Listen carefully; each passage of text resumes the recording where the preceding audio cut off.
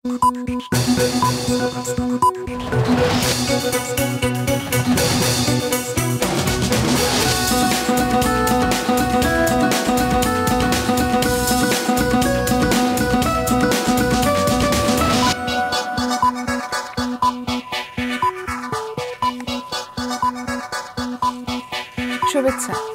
সবাইকে স্বাগত রাতের মাছরাঙার সংবাদে আপনাদের সঙ্গে আছি আমি সাবরিনা হাসনাত। শুরুতেই গার্ডিয়ান লাইফ ইন্স্যুরেন্স সংবাদ শিরোনাম। প্রিয়জনদের সঙ্গে ঈদ করতে রাজধানী ছাড়তে শুরু করেছেন নগরবাসী। ঈদের আগে শেষ কর্মদিবসে অফিস শেষে আজ ঢাকা ছেড়েছেন অনেকেই। সকাল থেকে ট্রেন এবং বাস টার্মিনালে বেড়েছে ঘরমুখী মানুষের চাপ। সড়ক মহাসড়কে যানবাহনের বাড়তি চাপ থাকলেও এখনও তৈরি হয়নি তেমন যানজট। সাবেক আইজিপি বেনজির আহমেদের বিরুদ্ধে দুর্নীতির প্রমাণ পেয়েছে দুর্নীতি দমন কমিশন। সংস্থাটির আইনজীবী আজ জানান, বেনজির এবং তার পরিবারের সদস্যদের বিরুদ্ধে জ্ঞাত আয় বহির্ভূত সম্পদ অর্জনের প্রমাণ পাওয়া গেছে। প্রাপ্ত তথ্য উপাত্ত এজাহার দায়েরের জন্য যথেষ্ট। বলেন, দুদক মনে করলে মামলা হবে। এবং 6 দিন পর আজ থেকে বিকল্প পথে সেন্ট মার্টিনসে নৌযান চলাচল শুরু হয়েছে। বাংলাদেশি নৌযান লক্ষ্য করে মিয়ানমার থেকে গুলি ছোঁড়ার ঘটনায় টেকনাফ সেন্ট মার্টিনস নৌরুটে 6 দিন ট্রলার চলাচল বন্ধ ছিল। এতে দ্বীপটিতে দেখা দেয় খাদ্য সংকট। মিয়ানমার সেনাবাহিনী এবং বিদ্রোহীদের গোলাগুলিতে ঝুঁকিতে রয়েছে দ্বীপের মানুষ। দর্শক শুনছিলেন শিরোনাম। এত বড় দুর্যোগেও ওই বাড়িগুলি দাঁড়িয়ে আছে কোন শক্তিতে? সেজন্য প্রয়োজন উচ্চ শক্তির নির্মাণ সামগ্রীর ব্যবহার, যেমন জিপিএইচ কোয়ান্টাম B600DR, বাংলাদেশের উচ্চ শক্তি সম্পন্ন একমাত্র রড। এবারে বিস্তারিত। ঈদুল আজহার আগে আজ ছিল শেষ কর্মদিবস। গতকাল ছুটি হয়ে গেছে শিক্ষা প্রতিষ্ঠানগুলো। গ্রামে ঈদ করতে আজ থেকেই রাজধানী ছাড়তে শুরু করেছে মানুষ। র্যাব বলছে, ট্রেনের টিকিট কালোবাজারি রুখতে গোয়েন্দা নজরদারি বাড়ানো হয়েছে। নিয়াজ মোর্শেদের রিপোর্ট। শহরে বন্দি জীবন ছেড়ে গ্রামে ঈদ করতে যাচ্ছে মুন, আনাস ও সাদ। এই দুটি পাখিও আজ তাদের সঙ্গী। সকাল সকাল অভিভাবকদের সাথে কমলাপুর এসেছে তারা। গন্তব্য কিশোরগঞ্জ। বাসায় তো কেউ থাকে না, খাবার দিবে কে পাখি বাসায় রেখে গেলে? ঈদ যাত্রার দ্বিতীয় দিনে সকাল থেকে দুপুর পর্যন্ত কমলাপুর রেলওয়ে স্টেশন থেকে 35টি ট্রেন ছেড়ে গেছে। প্রতিটি ট্রেনেই ছিল ঘরমুখী মানুষের চাপ। আমরা আমাদের গ্রামের বাড়ি যাচ্ছি, এদিন সাজুগুজু করে বাড়ি বের হব। ঢাকা রেলওয়ে স্টেশন ম্যানেজার জানান, দ্বিতীয় দিনে 69টি ট্রেনে প্রায় 1.5 লাখ মানুষ ঢাকা ছাড়বেন। তিনি জানান, সম্ভাব্য যে কোনো পরিস্থিতির জন্য পরিকল্পনা নিয়েছে রেলওয়ে। বঙ্গবন্ধু সেতু পূর্ব স্টেশনে সেই সকল ব্যবস্থা রাখা হয়েছে যে কোনো ইঞ্জিন বিকল্প তাৎক্ষণিক যেন যাওয়া যায়। আমাদের ঢাকা লোকোশেড এখানেও ইঞ্জিন রেডি রাখা হয়েছে বিকল্প, এবং রিলিফ ট্রেনগুলো অর্থাৎ উদ্ধারকারী ট্রেনগুলো প্রস্তুত রাখা হয়েছে। ঈদযাত্রার নিরাপত্তা নিশ্চিত করতে নানা ব্যবস্থা নিয়েছে র্যাব। ঊর্ধ্বতন কর্মকর্তারা জানিয়েছেন, অজ্ঞান পার্টি ও মলম পার্টি এবং টিকিট কালোবাজারি রোধে বাড়ানো হয়েছে নজরদারি।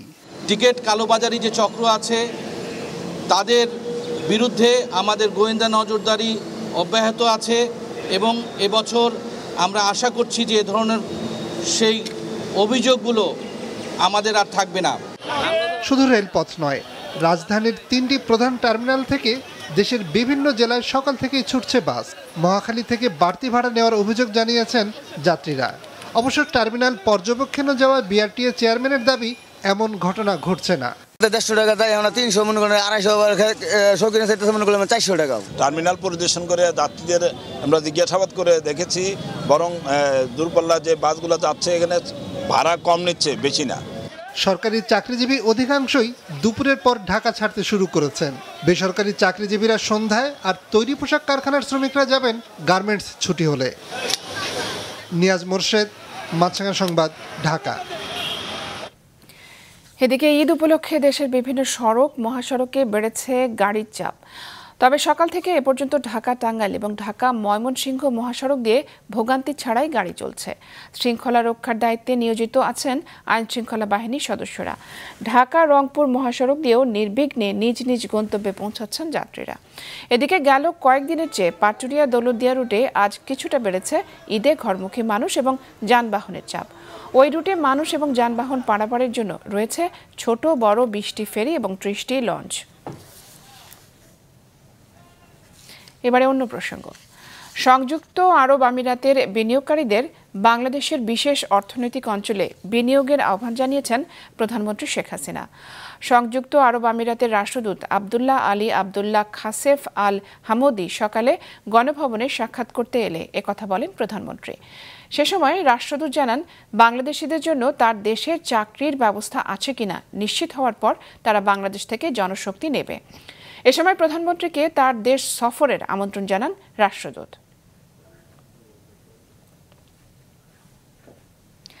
পুলিশের সাবেক আইজিপি বেনজির আহমেদের বিরুদ্ধে অবৈধ সম্পদ অর্জনের প্রাথমিক প্রমাণ পেয়েছে দুর্নীতি দমন কমিশনের অনুসন্ধান টিম।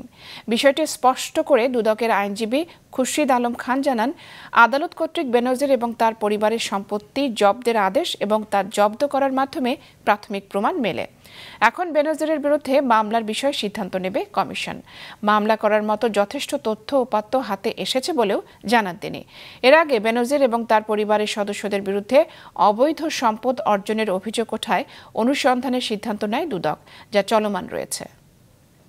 এই পর্যন্ত অনুসন্ধানে যেই যতটুকু অপরাধলব্ধ আয় এবং সম্পত্তি আপনার পাওয়া গিয়েছে তাতে ভিত্তি করে ইচ্ছা করলে দুর্নীতি দমন কমিশন মামলা করতে আইনগত কোনো বাধা থাকে না। তবে এটা কখন করবে, কিভাবে করবে, এটা দুর্নীতি দমন, এটা কমিশনের এখতিয়ার, কমিশন এটা সিদ্ধান্ত নেবে। এখন পর্যন্ত যে ডাটাগুলো আসছে, যে অপরাধলব্ধ সম্পত্তি এবং আয় যেটা আসছে, তাতে আমার মনে হচ্ছে যথেষ্ট প্রাইমা ফেসি অনেক তথ্যই আসছে, যেটা অন্তত এজাহার দায়ের করার মতো একটা অবস্থা আসছে। মিয়ানমারের রাখাইন রাজ্যে দেশটির সেনাবাহিনী এবং বিদ্রোহীদের গোলাগুলিতে এখনও ঝুঁকিতে আছে প্রতিবেশী বাংলাদেশের সেন্ট মার্টিনস দ্বীপের মানুষ। 6 দিন বন্ধ থাকার পর আজ বিকল্প পথে নৌযান চলাচল শুরু হয়েছে। কক্সবাজার প্রতিনিধি সুনীল বড়ুয়ার রিপোর্ট। কক্সবাজারের টেকনাফের নাব নদীর শাহপরী দ্বীপ সহ আশপাশের সীমান্তে মিয়ানমারের ওপারে ফের পাওয়া যাচ্ছে দেশটির সেনাবাহিনীর সঙ্গে বিদ্রোহী আরাকান আর্মির গোলাগুলির শব্দ। টেকনাফের নাব নদীর নাইখংদিয়া মোহনায় বাংলাদেশি নৌযানকে লক্ষ্য করে গুলির ঘটনাও ঘটেছে মাঝে মধ্যে। সবশেষ গেল মঙ্গলবার শাহপরী দ্বীপ থেকে সেন্ট মার্টিনস যাওয়ার পথে যাত্রীবাহী ট্রলার লক্ষ্য করে ছোড়া হয় 10-12 রাউন্ড গুলি। তাদের আভ্যন্তরীণ যে সংঘাতের নাসাগাবাহানি করতেছে নাকি ওখানকার বিদ্রোহীরা করতেছে আমরা তো বুঝতে পারতেছি না। নিরাপত্তার কারণে 6 দিন ধরে পণ্য ও যাত্রীবাহী ট্রলার চলাচল বন্ধ ছিল টেকনাফ সেন্ট মার্টিনস নৌ রুটে। এতে দ্বীপটিতে দেখা দেয় খাদ্য সংকট। মানুষ খুব ভোগান্তিতে আছে, কারণ সেন্ট মার্টিনে কিছু নাই খাওয়ার মতো। আমাদের সেন্ট মার্টিনের লোক পারাপার নিয়ে খুবই দুশ্চিন্তায় আছে এবং খুবই সমস্যায় আছে। এমন পরিস্থিতিতে বিকল্প পথে কক্সবাজার সদর থেকে টেকনাফের ঘোলাচ্চর পয়েন্ট দিয়ে সেন্ট মার্টিনসে নৌযান চলাচলের সিদ্ধান্ত নিয়েছে জেলা প্রশাসন। খাবার এবং অন্য নিত্যপ্রয়োজনীয় দ্রব্য ট্রলারে করে, বড় বড় যে ট্রলার আছে সেই ট্রলারে করে বঙ্গোপসাগর হয়ে সেন্ট মার্টিনে যাবে এবং এই পথটা মোটামুটি নিরাপদ, এটা আমাদের সিকিউরিটি ফোর্স জানিয়েছে।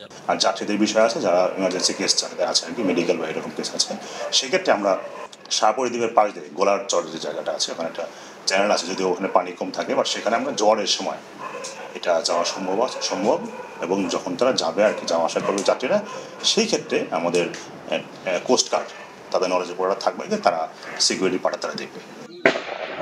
গেল নভেম্বর থেকে মিয়ানমারের রাখাইনে দেশটির সেনাবাহিনী ও আরাকান আর্মির মধ্যে গোলাগুলি চলছে, যার প্রভাব পড়েছে সীমান্ত লাগোয়া বাংলাদেশি গ্রামগুলোতে। সুনীল বড়ুয়া, মাছরাঙ্গা সংবাদ, কক্সবাজার। বসবাসের অন্তত 300 বছর পর চরম অনিশ্চয়তায় পড়ে গেছে বংশালের মিরন জিল্লা কলোনির হরিজন সম্প্রদায়। উচ্চ আদালত 1 মাসের জন্য ঢাকা দক্ষিণ সিটির উচ্ছেদ কার্যক্রম স্থগিতের নির্দেশ দিলেও স্থায়ী সমাধান চায় এই সম্প্রদায়। মাহমুদ কমলের রিপোর্ট। 70 বৃদ্ধা লক্ষ্মীন বংশালের মিরন জিল্লা সুইপার কলোনিতে তিল তিল করে গুছিয়েছিলেন সংসার, জন্ম, বেড়ে ওঠা সেখানেই। কিন্তু জীবনের এই শেষ মুহূর্তে এসে পরিবার পরিজন নিয়ে তাকে থাকতে হচ্ছে খোলা আকাশের নিচে আশ্রয়হীন এক ধ্বংসস্তূপে। এ সপ্তাহে ঢাকা দক্ষিণ সিটি কর্পোরেশনের উচ্ছেদের পর সেখানকার একটি অংশে প্রায় 50টি পরিবার হয়ে গেছে নিঃস্ব, যারা সবাই হরিজন সম্প্রদায়ের। কিচ্ছু নয়, যে কিলাপে মন্দিরে খাওয়া এগুলি খাই, কই রান্না করবো না, চুলা টুলা সব ভেঙে গেছে। এখন কই যাবো, এই ছাড়া এইখানে আসি, এখন আমাকে যদি মারে তো এখানে মাইরা বলাইবো। আমাদের চাকরিগুলি আছে সব সরকার ইয়ে করে দিতেছে, ছাঁটাই করে দিতেছে।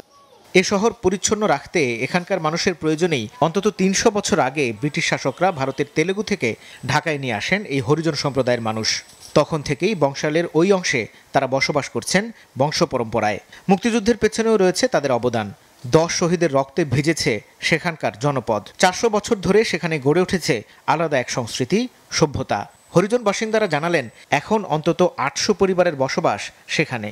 উচ্ছেদের সিদ্ধান্তে চরম অনিশ্চয়তায় পড়েছে শিশু, কিশোর, বৃদ্ধ সহ প্রায় 10,000 মানুষ। বাপদাদা 14 গোষ্ঠী যারা ছিল ব্রিটিশ থেকে, তাদেরকে সরকার এদিকে আনছে, খাওয়া দিব, সব কিছু দিব। ঠিকানা দিয়েই তো উনি নাম দিয়ে উল্লেখ করে দিছে, তাছাড়া তো দেয় না স্মার্ট কার্ডটা। তাহলে আমাদের কি অধিকার নাই? যদি এগুলো ভাঙে দিয়ে আমরা কোথায় যাবো? রাস্তায় যাবো। আমাদের জুমান মাইয়ারা আছে, কই যাবো? পাতিল পুতুল সবার বাইর করে সব কিছু গুছায় রাখছি। আমাদের বলছে ওইটা ভাঙার পরে আমাদের এখানে হাত দিবে। দক্ষিণ সিটি কর্পোরেশন থেকে 2টি ভবন করে দিলেও সেখানে 200 পরিবারের মধ্যে ঠাঁই হবে কেবল 80টি পরিবারের। পরিবার নিয়ে কোথায় যাবেন এই দুশ্চিন্তায় একজন আত্মাহুতির চেষ্টাও চালান।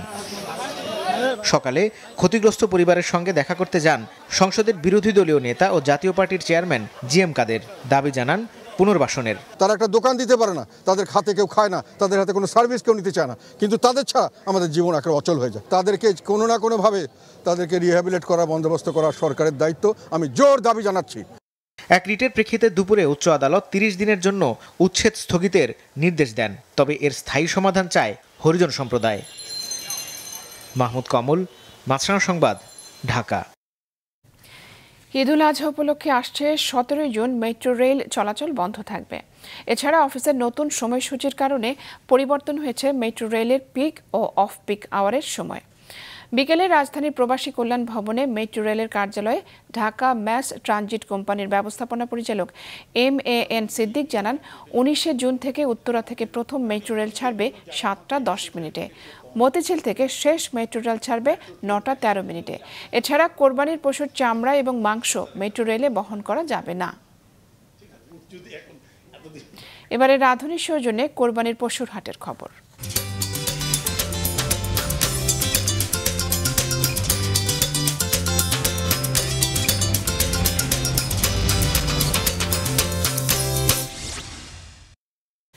পর্যাপ্ত পশু থাকলেও এখনও তেমন বেচাকেনা শুরু হয়নি রাজধানীর পশুর হাটে। বিস্তারিত ওবায়দুল কবিরের রিপোর্টে ছবি তুলেছেন মীর মঞ্জুরুল। গাজীপুর থেকে ঘির, সিন্ধি সহ বিভিন্ন জাতের এমন 40টি গরু নিয়ে দুপুরে উত্তরার দিয়াবাড়ি হাটে এসেছেন ব্যাপারী নাজমুল। 4 লাখ থেকে 7 লাখ পর্যন্ত আমার কাছে গরু আছে। এই হাটে দেশের বিভিন্ন প্রান্তের খামারি কিংবা ব্যাপারীরা পর্যাপ্ত পশু নিয়ে কয়েকদিন ধরেই ক্রেতার অপেক্ষায়। হাতে গোনা যে কয়জন ক্রেতা আসছেন, দাম শুনেই যেন মাথায় হাত তাদের। তবে পাল্টা যুক্তিও ব্যাপারীদের। তুলে ধরেন পশুর দাম বাড়ার নানা কারণ। আসছি দেখতে, যদি পছন্দ হয় নিব, দাম তো ছাড়ে না, অনেক দাম চায়। এবার অনেক গরুর দাম। বসি হলো 30-32 টাকা কেজি, এখন সেই বসি হলো 60 টাকা কেজি। ধানের গুঁড়া ছিল আপনার 7 টাকা 8 টাকা কেজি, ওগুলো এখন 20 টাকা কেজি। গাড়ির কেয়ারিং খরচা বেশি। আমরা নিজের থেকে ছামিয়ানা টাঙ্গে গরু বিক্রি করে গেছি। এখন আমাদের প্রত্যেকটা পার পিস গরুকে 1000 টাকা আপনাদের হাট মালিককে দিতে হয়। স্থায়ী ত্রিপল শেডের ব্যবস্থা করতেই ব্যাপারীদের খরচ হচ্ছে অতিরিক্ত অর্থ, জানায় হাট কর্তৃপক্ষ। স্থায়ী ত্রিপল হয়তো অনেকে করছে, আইসা করাতে তাদের আর বেশি যে পরিমাণ গরু আনার কথা তারপর রয়েছে, তা এটা তাদের ব্যক্তিগত ব্যাপার, ওইটা হাট কর্তৃপক্ষর না। সকালে গাবতলী পশুর হাট পরিদর্শনে গিয়ে পুলিশ প্রধান বলেন, হাটে অজ্ঞান পার্টি, চাঁদাবাজি কিংবা বাড়তি হাসিল আদায় বন্ধে পদক্ষেপ নেওয়া হয়েছে। গরুর হাটে যদি কেউ কোনো হয়রানির শিকার হন, আমাদের গুরুত্বপূর্ণ গরুর হাটগুলোতে আমাদের ক্যাম্প আছে। অজ্ঞান পার্টি, মলম পার্টি, প্রতারক, চাঁদাবাজ এবং অতিরিক্ত হাসিল আদায়কারী, তাদের বিরুদ্ধে আইনানুগ ব্যবস্থা নেওয়ার জন্য আমরা সকলকে নির্দেশনা দিয়েছি। রাজধানীর বাকি হাটগুলোতেও উঠছে কোরবানির পশু, তবে এখনো পুরোদমে জমে ওঠেনি কেনাবেচা। ওবায়দুল কবির, মাছরাঙা সংবাদ, ঢাকা। বগুড়ায় আইএফআইসি ব্যাংকের উপশাখায় সিন্দুক কেটে 29,40,000 টাকা চুরির ঘটনা ঘটেছে। গতরাতে জেলা সদরের মাটিরডালিতে নিরাপত্তা প্রহরীর অনুপস্থিতিতে ছাদের গেট কেটে ব্যাংকে প্রবেশ করে দুর্বৃত্তরা। পরে আজ সকালে সিন্দুক কাটা দেখে পুলিশে খবর দেন ব্যাংক কর্মকর্তারা। ঘটনাস্থলে গিয়ে আলামত এবং সিসি ক্যামেরার ফুটেজ সংগ্রহ করে সেগুলো বিশ্লেষণ করছে পুলিশ। এদিকে মানিকগঞ্জে লুণ্ঠিত 48 ভরি স্বর্ণালংকার সহ 2 ডাকাতকে গ্রেফতার করেছে পুলিশ। পহেলা জুন জেলার সিংগাইরের জামশা এলাকায় সিএনজি চালিত অটোরিকশা থামিয়ে এক স্বর্ণ ব্যবসায়ীর কাছ থেকে স্বর্ণালংকার এবং মোবাইল ফোন লুটের ঘটনা ঘটে। বগি বোঝাই কোরবানির পশু নিয়ে চতুর্থবারের মতো চাঁপাইনবাবগঞ্জ রেলওয়ে স্টেশন থেকে চলছে ক্যাটল স্পেশাল ট্রেন। তবে এবারে আলাদাভাবে পশু পরিবহনের ট্রেন চালু না করে ম্যাঙ্গো স্পেশাল ট্রেনে আলাদা ওয়াগনে পরিবহন করা হচ্ছে পশু। গতকাল থেকে শুরু হয়েছে রেলপথে পশু পরিবহনের এই সুবিধা। প্রথম দিন 4টি ওয়াগনে 80টি গরু ছাগল নিয়ে ঢাকার উদ্দেশ্যে রওনা দেয় ট্রেনটি, যার মধ্যে ছাগলের সংখ্যা 9টি। রেলওয়ে কর্তৃপক্ষের বিশেষ এই সেবায় খুশি গরু ব্যবসায়ী এবং খামারিরা। বিভিন্ন স্টেশনে বিরতি দিয়ে পদ্মা সেতু হয়ে গরু ছাগল নিয়ে ঢাকা আসছে ট্রেনটি। এতে খামারি এবং ব্যবসায়ীদের খরচ গুনতে হবে গরু প্রতি 770 টাকা আর প্রতি ওয়াগনের ভাড়া 15,470 টাকা। সীমান্তবর্তী এলাকায় যে কোনো সময় বাংলাদেশিদের লক্ষ্য করে বিএসএফ গুলি চালাতে পারে, এমন আশঙ্কায় যশোরের বেনাপোলে সতর্কতা জারি করা হয়েছে। গতকাল বিকেলে 49 বিজিবির বিওপি এলাকায় মাইকিং করা সহ নানাভাবে সতর্কতা জারি করেছে বিজিবি। দুর্ঘটনা এড়াতে সীমান্তের কাঁটাতারের আশেপাশের এলাকায় চাষাবাদ এবং ঘাস কাটা সহ কোনো কাজে না যাওয়ার অনুরোধ করা হয়েছে। গেল সোমবার গভীর রাতে মহেশপুর সীমান্তের বিপরীতে ভারতীয় সীমান্তে বিএসএফের এক সদস্যকে কুপিয়ে জখম করে দুর্বৃত্তরা। এই ঘটনায় যে কোনো সময় বিএসএফ এপারের সীমান্তবর্তী এলাকায় বাংলাদেশিদের লক্ষ্য করে গুলি করতে পারে এমন আশঙ্কা দেখা দিয়েছে। এবার আন্তর্জাতিক। গাজায় যুদ্ধবিরতির জন্য জাতিসংঘের নিরাপত্তা পরিষদের প্রস্তাব পাশের পরও সেখানে ইসরায়েলি হামলা চলছেই। গেল 24 ঘন্টায় হামলায় নিহত হয়েছে আরও অন্তত 38 জন প্যালেস্টাইনি। গতকাল নুসেইরাত এবং বুরেইজ শরণার্থী ক্যাম্পসহ মধ্যাঞ্চলের বিভিন্ন স্থানে ইসরায়েলি বাহিনীর বিমান হামলায় বহু ভবন বিধ্বস্ত হয়। গাজায় যুদ্ধবিরতির লক্ষ্যে নিরাপত্তা পরিষদে পাশ হওয়া প্রস্তাবে রাজি হলেও নতুন কিছু শর্ত দিয়েছে হামাস। স্থায়ী যুদ্ধবিরতির নিশ্চয়তা চায় তারা। এই বিষয়ে এখনো কোনো সিদ্ধান্ত জানায়নি তেল আবিব। সব পক্ষের সঙ্গে আলোচনা চলছে বলে জানিয়েছেন মার্কিন পররাষ্ট্রমন্ত্রী অ্যান্টনি ব্লিংকেন। এদিকে গাজার একটি বড় অংশ দুর্ভিক্ষের মতো পরিস্থিতির সম্মুখীন হয়েছে বলে জানিয়েছে বিশ্ব স্বাস্থ্য সংস্থা। তীব্র অপুষ্টিতে ভুগছে 5 বছরের কম বয়সী 8,000 শিশু।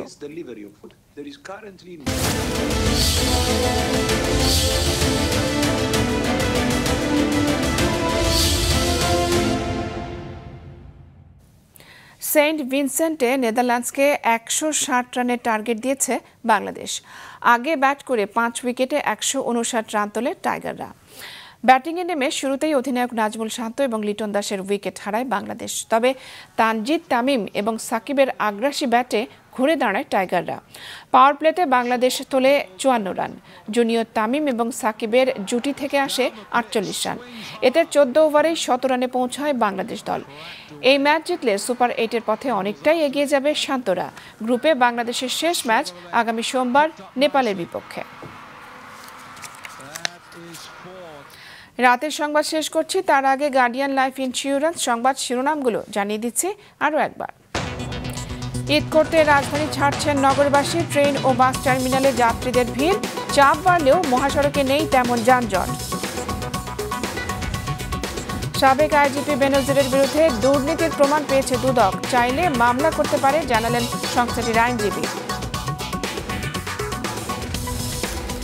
এবং 6 দিন পর বিকল্প পথে সেন্ট মার্টিনসে নৌযান চলাচল শুরু। মিয়ানমার সেনাবাহিনী এবং বিদ্রোহীদের গোলাগুলিতে এখনও ঝুঁকিতে মানুষ। এই ছিল এখনকার মতো। ফেসবুকে আপডেট পেতে ভিজিট করুন মাছরাঙা টেলিভিশনের পেজে।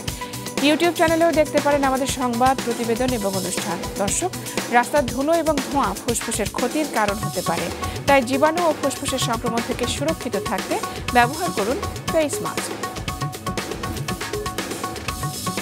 এতক্ষণ সঙ্গে থাকার জন্য ধন্যবাদ।